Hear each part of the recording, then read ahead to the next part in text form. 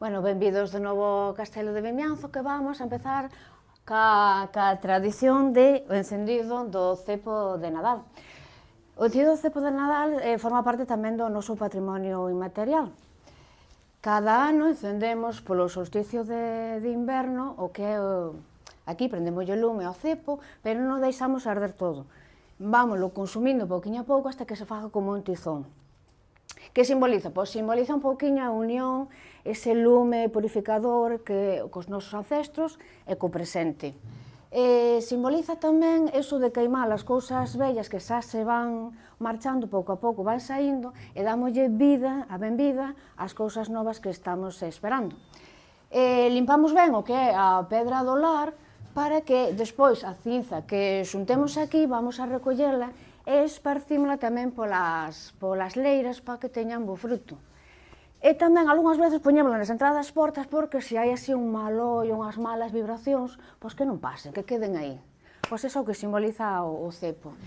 Tamén é unha forma de protección, aparte de unirnos co pasado e recordar a xente que xa ao mellor nos falta, pois tamén é unha forma de protección da casa e das familias.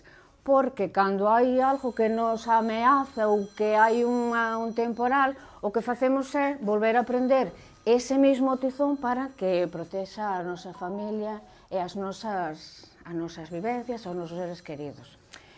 Tamén, aparte, temos outro lume tamén purificado, porque o lume sempre é algo que une, que é a luz de Belén.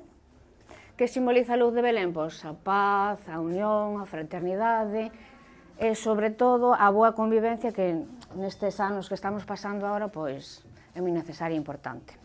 E agora vai falar a señora alcaldesa. Quere dicir algo? Usted. Sí, pois nada, vostede. Bueno, la luz de Belén ya se ha explicado. Hay un anuncio precioso del profeta Isaías, 8 siglos antes de Cristo, y el profeta Isaías nos dice que el pueblo que vivía en tiniebla, en tristeza, vio una luz grande, y esa luz es Cristo. Pero también hace otro anuncio, dice que lo leíamos este domingo, que era el cuarto domingo del Adviento, y decía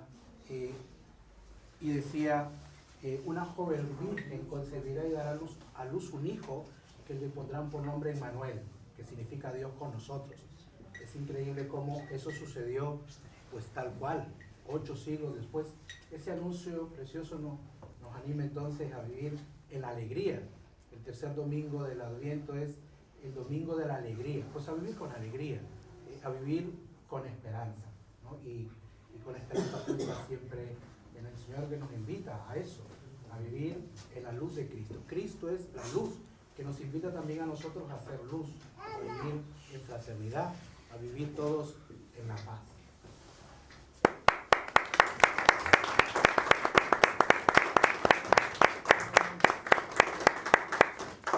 Encendemos antes ou falo? Bueno, moi bo día a todos e a todas. Moitísimas gracias por unha vez máis poder estar aquí nun día, eu creo que moi importante por varias cousas. Unha, vernos, encontrarnos e poder pasar este bo momento con un feliz brindis, pero sobre todo por ter o privilexio de poder manter viva unha tradición como o encendido do Nadal. Eu creo que un concello como Vimianzo, con este castelo, con este faro que nos ilumina, eu creo que somos, pois, exemplo non de poder facelo, de manter, sin dúda, pois, manter o noso patrimonio, pero tamén manter as nosas tradicións. Como dicía Maribí, pois, pedir non que esas novas que entren todas boas, para os nosos veciños e veciñas cheos de felicidade, e nestas datas non de Nadal, pois tamén aproveito unha vez máis para felicitarvos, para desexarvos unhas felices festas, desexovos o mellor, pois felicidade, amor e sobre todo, moita saúde para este 2026. Unha vez máis, agradezco toda a labor por estar hoxe aquí, pero esa labor que facedes durante todo o ano a todos estes artesáns e artesanas que estades aquí, como digo eu, a pé, a carón deste castelo, facendo un traballo pois inmellorable, así que de verdad parabéns por todo o que facedes, moitísimas gracias a todos e a todas elas, aos que nos acompañades que hoxe tamén se uniron, non para pasar este bonito momento, tanto para falar, coñecer un pouquiño máis do que é a luz de Belén, e como non, pois deste encendido de Nadal, neste precioso e único castelo que temos aquí e na súa lareira. Así que moitísimas gracias tamén a todos e a todas que o facedes posible. Felices festas e desexo de corazón en nombre do Concello, de verdad, moita saúde para este 2026. Gracias. Prendémolo ben para que as malas energías, as forzas negativas marchen todas e as positivas entren todas coa mellor das energías posible para os nosos veciños e veciñas de Vimianza da Contorna, que tamén sei que... verdad? Sí, primeiro mira polos de miña. Bueno, moi ben. Vimianzo sempre, eso sin duda. Eso no corazón. Bueno, eu creo que esta lareira debe tirar ben, debe... A chiminé... Bueno, gracias a todos, don Julio, moitísimas gracias por acompañarnos. Eu creo que xa o decía antes, pero, digo, é algo tan bonito, tan simbólico, pero tan bonito, non? E sobre todo que, bueno, estas xeracións que veñen atrás, moitas, pois non coñecen non o que era este encendido e manter vivo, non? Además que temos a fortuna de ter esta lareira neste castelo e ter, pois, eu creo que temos a obriga de manter viva unha tradición, non? Que seguro que os máis maiores recordades moito, pero que non falten estas tradicións e que as manteñamos vivas sempre, e por sempre, e para sempre, vamos.